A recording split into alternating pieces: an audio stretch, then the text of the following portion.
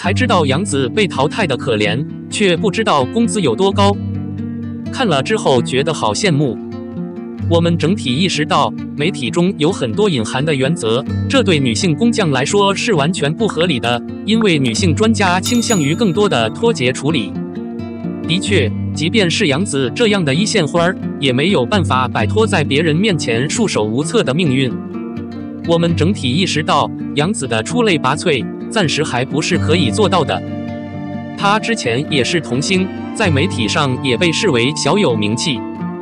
无论如何，在青春期资产跟不上的情况下不断下降，造成了人人都认识她，却没人要求她拍戏的屈辱场面。也正是因为这部剧向幸福致敬，杨紫才有效地回到了大众视野。从此以后，杨紫的身价和名声都在尽可能的上升。杨紫之所以在欢瑞这个组织代言，是因为当时她还没有出名，只是欢瑞给了她一张票，假设有几部戏，她就可以签约。目前她是欢瑞最值得纪念的妹妹，她得到的资产基本上是该组织最好的影视作品。欢瑞其实有认识杨紫的美貌，所以世人不应该对杨紫的工作室指责到这种程度。可以看出来，虽然现在的杨紫非常的可爱，但是脸上还是那么的不自信。这可能是杨紫之前的经历让她变成了这样。每个人都知道，杨紫在节目成功之前曾经给她打上烙印。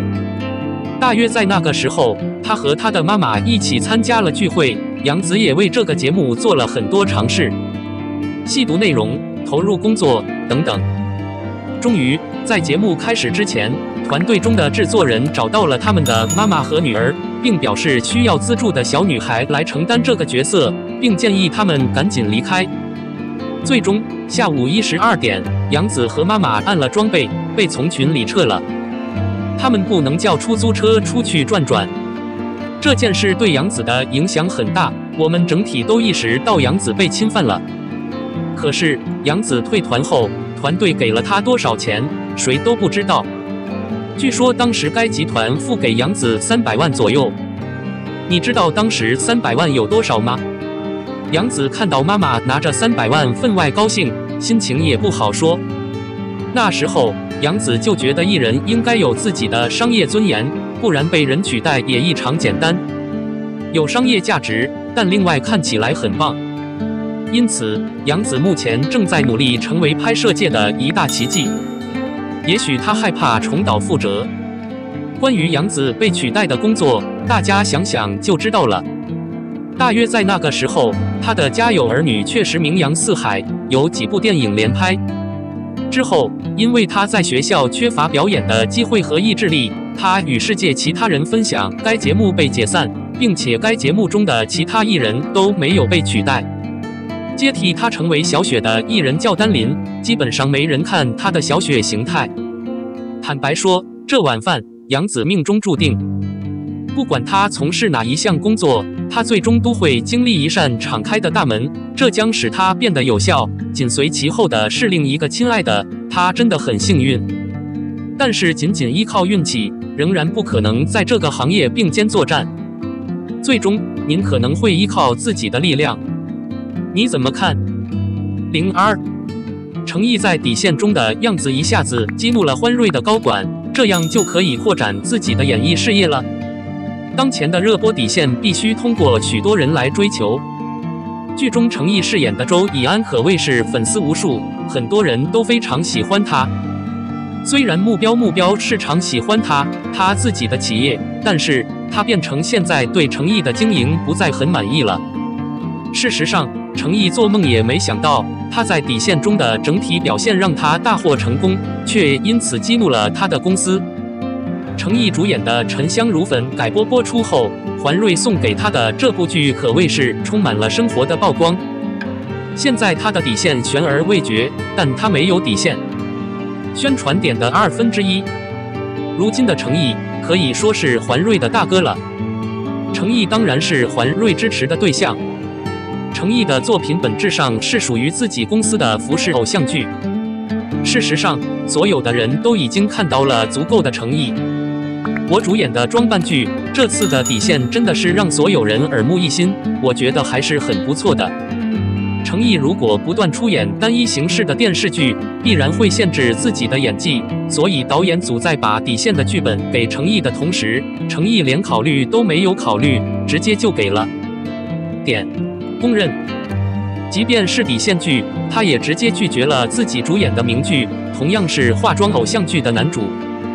当他考虑到底线时，他却转而倾向于减少收入来表演。话剧底线是最高人民法院自导自演的初级剧集，这部剧不能随便为他开辟了一个全新的方式，但也可以和不少老戏骨合作。对于程毅来说，可以说是双赢。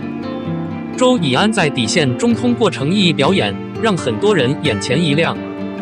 虽然让目标市场很开心，但他的流传让欢瑞现在已经不是很开心了。其实，在欢瑞还有一个规定，就是自己的艺人不能参加户外剧，因为欢瑞提升一个听话的网站访问者明星是不干净的。事实上，欢瑞也很害怕。毕竟，他从过去发现杨紫等人是因为实力雄厚才解除了与公司的协议。程毅进入底线剧集后，欢瑞觉得自己走开了几根筋，为此变得很不爽。而欢瑞的面貌又因为签约的一炮而红，程毅变成了自己亲戚圈里可能想做的最得心应手的艺人。就算他变心了，他也可能想顺从程毅，保持射门。这部剧底线与前段时间欢瑞为沉香未谢的郑重曝光形成鲜明对比。底线出版后，欢瑞现在已经没有任何曝光的迹象，而是选择了保持沉默。甚至有消息称，程毅的线上线下曝光都不允许出现。但不管怎样，底线这档节目改播后已经非常出名了，这也让程毅有效地摆脱了偶像剧的刻板印象。他在原戏里面还有一个电话，之后他就有了在原戏里面拍戏的乐趣。而与靳东和不同的老戏骨的合作，对程毅来说无疑是一个了不起的发展。没看过底线的小伙伴们都追了上来，好多古装剧其实很爽。祝程毅能有更大的尝试，祝他越来越高，为我们创作出更伟大的作品。03，靳东，程毅底线今晚大结局，口碑从好变差，剧情失实。由靳东、程毅、蔡文静等一众人主演的电视剧《底线》今晚就要迎来会员大结局了，一众主演也纷纷发文告别。而这部剧走的是先在湖南卫视播出，然后网播逐渐比电视上更新的要快了。就电视上来说，其实还没有大结局，只是网播平台要快些。这部剧刚开始播出的时候，其实口碑还是挺好的，但随着播到或拉拉斯基案、江歌案等真实案件改编而来的剧情后，不仅被案件当事人发文指责剧情事实和真相不符合，且编剧还主观地添加了许多情节在里面，自此口碑就慢慢地差了起来。就连一众主演也是被骂得不轻，编剧更是被指责，如果不能够按照事件原本的样子拍，那就不要打着根据真实案件改编的口号，这对案件当事人来说又是二次伤害。而部分不明真相的观众也会误把这个当成事情的真相，添加许多个人看法，甚至对他们是骂声一片。除去这些不说，观众对一众主演的演技也是包裹不一。靳东是老戏骨了，台词也非常好，而程毅和蔡文静就都被吐槽了，台词功底不扎实，演得浮浮躁躁的，就让人看上去有一种违和感，不够放松和自然。还得再多多加油。道士王莎莎在里面的演技受到了大家的认可，我对她的印象一直都还停留在莫小贝这个角色，好像之后就很少看过她演的电视剧。不过从小演戏的台词功底就是扎实，一点都不虚，感觉长相也没有多大的变化。今天会员终于要大结局了，感觉最后这个案子一集真的可以说得清吗？会不会有点太仓促了？估计会员一结局收视率也会下降的。大家对这个剧的评价怎么样？